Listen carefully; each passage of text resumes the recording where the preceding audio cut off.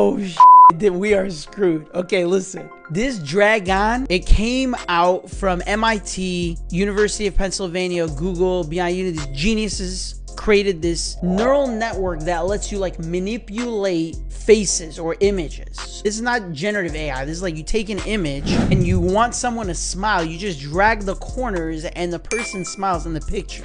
I mean, it's supposed to be released in June, and in the previews they literally show you like you want a person to be skinnier, you just make your cheeks skinnier. If you want your shirt to be longer, if you want to raise your eyebrow, you want to do people's eyebrow, you just raise the eyebrow. No matter what you do, this thing will transform the image, and it looks so real from the previews. Hopefully this thing works as good as what they're showing it.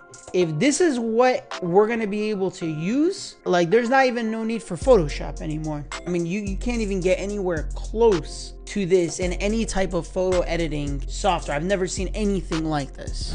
So tell me what you guys think in the comments below.